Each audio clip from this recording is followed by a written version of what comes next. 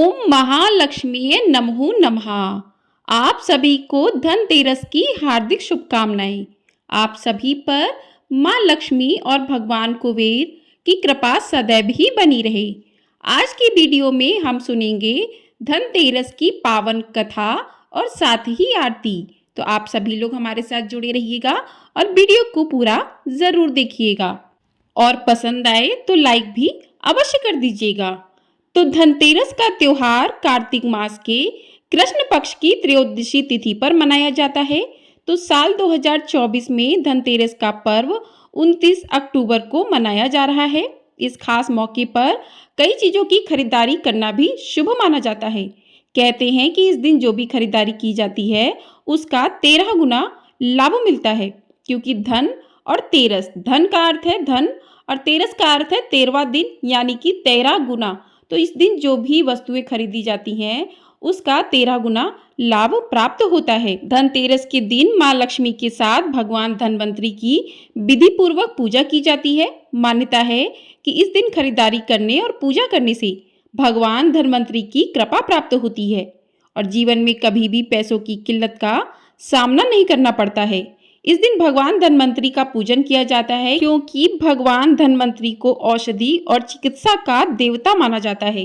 तो इस दिन पूजा करने से माँ लक्ष्मी की कृपा तो प्राप्त होती ही है, साथ ही घर में कोई रोग दोष है तो वो भी दूर हो जाता है। तो इस दिन जो भी भक्त पूजा करते हैं तो उन्हें धनतेरस की कथा को भी अवश्य सुनना चाहिए। तो आइए कथा प्रारंभ करते हैं। तो पहली पौराणिक कथा के अनुसार कार्तिक मास के कृष्ण पक्ष की त्रयोदशी के दिन भगवान धनवंतरी का प्राकट्य हुआ था। समुद्र मंथन के दौरान कई चीजें निकली जिनमें विष और अमृत भी था। इसके बाद समुद्र मंथन के दौरान भगवान धनवंतरी अमृत कलश लेकर प्रकट हुए थे। इसी वजह से भगवान धनवंतरी के प्रकोत्सव के रूप में भी धनतेरस का पर्व देश भर में मनाया जाने लगा। भगवान धनवंतरी के हाथ में कलश था, इसलिए धनतेरस के दिन सोना चांदी या बर्तन खरीदना शुभ माना जाता है। भगवान धनवंतरी को औषधि और चिकित्सा का देवता भी माना जाता है। मान्यता है इनकी पूजा करने से सभी प्रकार के रोगों से छुटकारा मिलता है। बोलिए धनवंतरी देवता की जय। आइए अब सुनते हैं दूसरी पौराणिक कथा।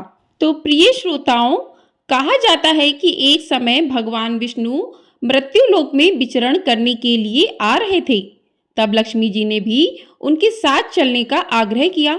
तब विष्णु जी ने कहा कि यदि मैं जो बात कहूँ तुम अगर वैसा ही मानो तो फिर चलो। तब लक्ष्मी जी उनकी बात मान गई और भगवान विष्णु के साथ भूमंडल पर आ गईं। कुछ देर बाद एक जगह पर पहुंचकर भगवान विष्णु ने लक्ष्मी जी से कहा कि जब तक मैं ना आऊं तुम यहाँ ठहरो, मैं दक्षिण दिशा की ओर जा रहा हूँ, तुम उधर मत आना। विष्णु जी के जाने पर लक्ष्मी जी के मन में कौतूहल जागा कि आखिर दक्षिण दिशा में ऐसा क्या रहस्य है जो मुझे मना किया गया है, और भगवान स्वयं चले गए। लक्ष्मी जी से रहा ना गया और जैसे ही भगवान आगे बढ़े लक्ष्मी जी भी पीछे पीछे चल पड़ी। कुछ ही आगे जाने पर उन्हें सरसों का एक खेत दिखाई दिया जिसमें खूब फूल लगे थे। सरसों की शोभा देखकर वह मंत्र मुग्ध हो गई और फूल तोड़कर अपना श्रृंगार करने के बाद आगे बढ़ी। आगे जाने पर एक गन्ने के खेत से लक्ष्मी जी ने गन्ने तोड़कर रस चूसने लगी। उसी क्षण भगवान विष्णु जी आए और यह देखकर लक्ष्मी जी पर नाराज होकर उन्हें शाप दे दिया कि मैंने तुम्हें इधर आने को मना किया था, पर तुम ना मानी और किसान की चोरी का अपराध कर बैठी। अब तुम इस अपराध के जुर्म में इस किसान की 12 वर्ष तक सेवा करोगी। ऐसा कहकर भगवान उन्हें छोड़कर क्षीर सागर चले गए। तब लक्ष्मी जी उस गरीब किसान के घर रहने लगी। फिर एक दिन लक्ष्मी जी ने उस किसान की पत्नी से कहा कि तुम स्नान कर पहले मेरी बनाई गई इस देवी लक्ष्मी का पूजन करो, फिर रसोई बनाना, तब तुम जो मांगोगी मिलेगा। किसान की पत्नी ने ऐसा ही किया। पूजा के प्रभाव और लक्ष्मी की कृपा से किसान का घर दूसरे ही दिन से अन्न, धन, रत्न, स्वर्ण आदि से भर गया। लक्ष्मी जी ने किसान को धन धान्य से पूर्ण कर दिया। किसान के 12 वर्ष बड़े आनंद से कट गए। फिर 12 वर्ष के बाद लक्ष्मी जी जाने के लिए तैयार हुई तो विष्णु जी लक्ष्मी जी को लेने आए। तो किसान ने उन्हें भेजने से इनकार कर दिया। तब भगवान ने किसान से कहा कि इन्हें कौन जाने देता है, ये तो चंचला हैं, कहीं नहीं ठहरती, इनको बड़े बड़े नहीं रोक सके। इनको मेरा शाप था, इसलिए 12 वर्ष से तुम्हारी सेवा कर रही थी। तुम्हारी 12 वर्ष सेवा का समय पूरा हो चुका है। किसान हठपूर्वक बोला कि नहीं, अब मैं लक्ष्मी जी को नहीं जाने दूंगा। तब लक्ष्मी जी ने कहा, हे किसान, तुम मुझे रोकना चाहते हो तो मैं कहूँ वैसा करो। कल तेरस है, तुम कल घर को लीप पोत कर स्वच्छ करना, रात्रि में घी का दीपक जलाकर रखना और सायंकाल मेरा पूजन करना और एक तांबे के कलश में रुपए भरकर मेरे लिए रखना। मैं उस कलश में निवास करूंगी, किंतु पूजा के समय मैं तुम्हें दिखाई नहीं दूंगी। इस एक दिन की पूजा से वर्ष भर मैं तुम्हारे घर से नहीं जाऊंगी। यह कहकर वह दीपकों के प्रकाश के साथ दशों दिशाओं में फैल गईं। अगले दिन किसान ने लक्ष्मी जी के कथानुसार पूजन किया। उसका घर धन धान्य से पूर्ण हो गया। इसी वजह से हर वर्ष तेरस के दिन लक्ष्मी जी की पूजा होने लगी। बोलिए माता लक्ष्मी की जय। आइए अब सुनते हैं धनतेरस से जुड़ी तीसरी पौराणिक कथा। एक बार यमराज ने यमदूतों से सवाल किया कि तुम ना जाने कितने मनुष्यों के प्राण लेते हो, क्या तुम्हें कभी मनुष्यों के प्राण लेने में किसी पर दया नहीं आती? यमदूतों ने कहा कि नहीं महाराज, हम सिर्फ आपके दिए हुए निर्देशों का पालन करते हैं। फिर यमराज ने कहा कि बेझिझक होकर बताओ कि क्या कभी किसी व्यक्ति के प्राण लेने में दया आई है? तब एक यमदूत ने जवाब दिया कि एक बार ऐसी घटना हुई है जिसको देखकर हृदय पसीज गया था। एक दिन हंस नाम का राजा शिकार पर निकला और वो जंगल के रास्ते में भटक गया। राजा भटकते भटकते दूसरे राजा की सीमा पर पहुंच गया। वहां एक हेमा नाम का शासक था और उसने अपने पड़ोस के राजा का खूब आदर सत्कार किया। उसी दिन राजा हेमा की पत्नी ने एक पुत्र को जन्म दिया। ज्योतिषों ने उस नवजात बालक के ग्रह नक्षत्र को देखते हुए भविष्यवाणी कर दी कि विवाह के 4 दिन बाद ही मृत्यु हो जाएगी। तब राजा ने आदेश दिया कि इस बालक को यमुना तट पर एक गुप्त गुफा में ब्रह्मचारी के रूप में रखा जाए, जहां कोई भी ना आ पाए। लेकिन विधि के विधान को कुछ और ही मंजूर था। संयोगवश राजा हंस की पुत्री भटकते हुए यमुना तट की उस गुफा में चली गई और वहां उसने राजा के पुत्र को देखा। उस राजकुमार को भी वो कन्या पसंद आई और दोनों ने गंधर्व विवाह कर लिया। विवाह के 4 दिन बाद राजा के पुत्र की मृत्यु हो गई। अपने पति की मृत्यु देखकर राजकुमारी जोर जोर से रोने लगी। तब यमदूत ने कहा कि उस नवविवाहिता का विलाप सुनकर हृदय पसीज गया था। सारी बातें सुनकर यमराज ने कहा कि क्या करें, ये तो विधि का विधान है और मर्यादा में रहते हुए हमें यह काम करना ही पड़ेगा। इसके बाद यमदूतों ने यमराज से पूछा कि हे महाराज, क्या कोई ऐसा उपाय है जिससे अकाल मृत्यु से बचा जा सके?